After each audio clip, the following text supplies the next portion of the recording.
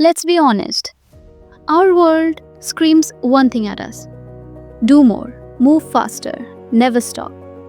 We are all caught in this relentless current of hustle, constantly chasing the next goal, the next deadline, the next thing that proves we're busy. Our lives are run by notifications, by calendars, and by that deep, gnawing feeling that if we stand still for even a second, we'll be left behind. We are burning ourselves out, chasing a finish line that just keeps moving further away.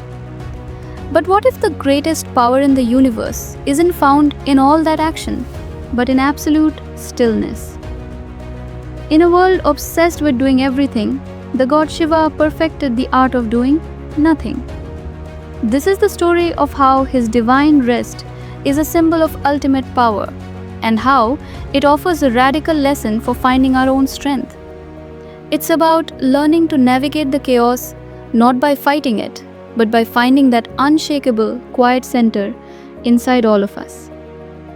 When we think of Shiva, we picture the ultimate ascetic, sitting in deep meditation on the silent frozen peak of Mount Kailash. His body is covered in ash, a powerful reminder that everything in the physical world is temporary, a symbol of his total detachment from it all. He is often called a Vairagi, someone who has perfected the art of Vairagya, which basically means dispassion or letting go. But don't get it wrong, this doing nothing isn't laziness. It's not apathy or some kind of empty void. It is the most profound state of pure being. It's a stillness so total that it holds all the potential of the universe inside of it. Think about the silence between the notes of a song. That's what gives the melody its beauty.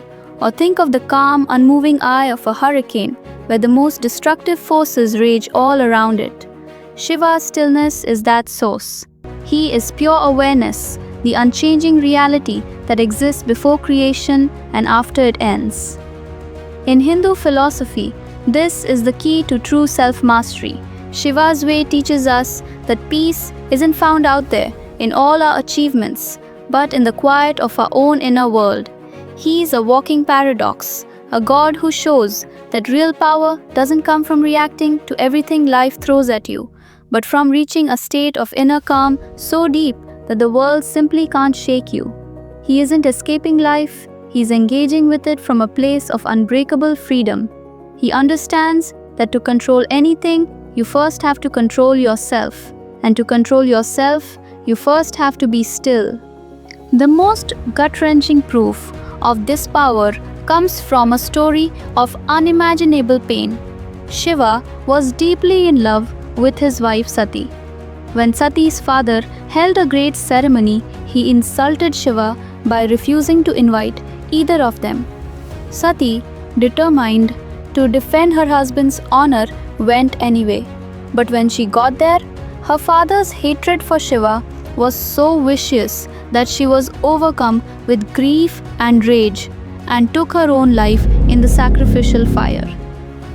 When the news reached Shiva, his grief wasn't just personal, it was a cosmic event.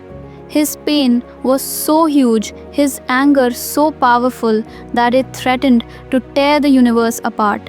In his fury, he took on a terrifying form, Veerbhadra, who stormed the ceremony and destroyed it. But it's what he did after this explosion of rage that holds the real lesson. Anyone else consumed by that kind of loss would have just kept destroying, spiraling deeper into chaos. But Shiva, the master of stillness, did the exact opposite. He retreated. He pulled back from the world and entered a state of meditation so deep it lasted for ages. He sat with his grief not as its victim, but as its master. His stillness wasn't surrender. It was an act of supreme control.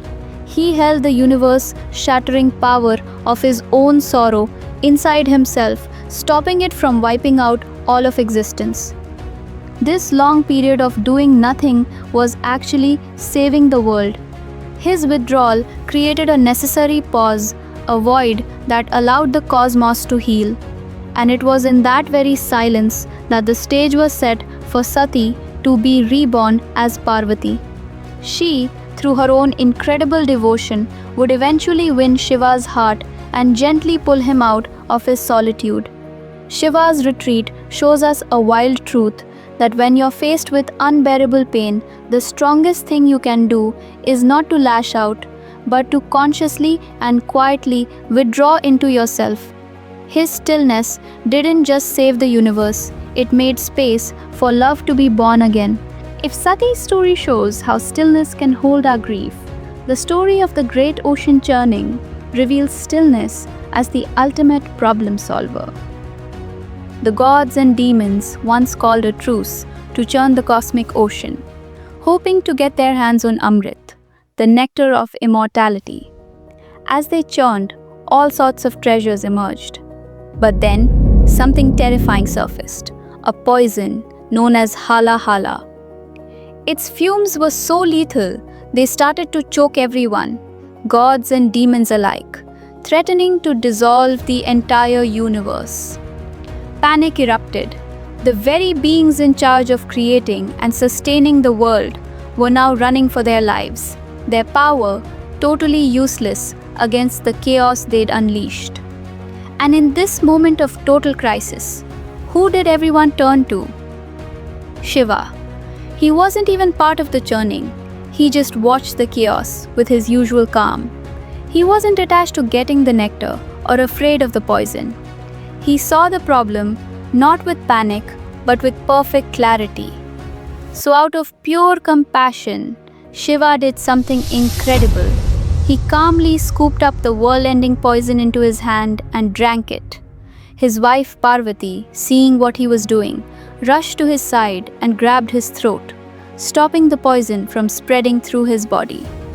The hala hala was neutralized, stuck in his throat forever, turning it a deep blue and earning him the name Neelakantha, the blue-throated one.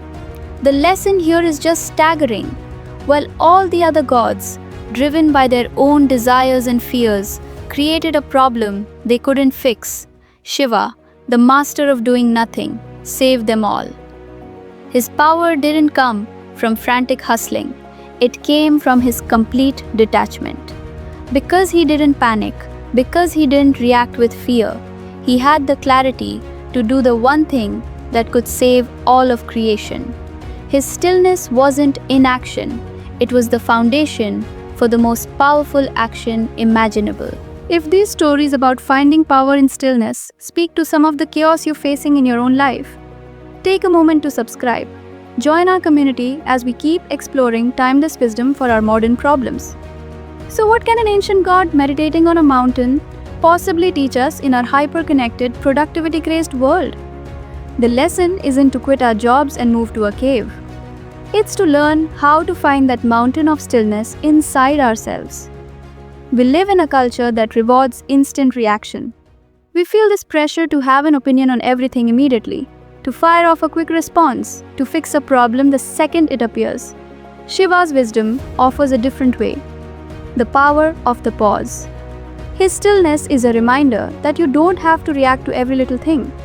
It's the strength to just observe a situation without judging it right away, to sit with discomfort without scrambling for a quick fix, and to act from a place of clarity instead of impulse. You can practice this art of doing nothing in small ways.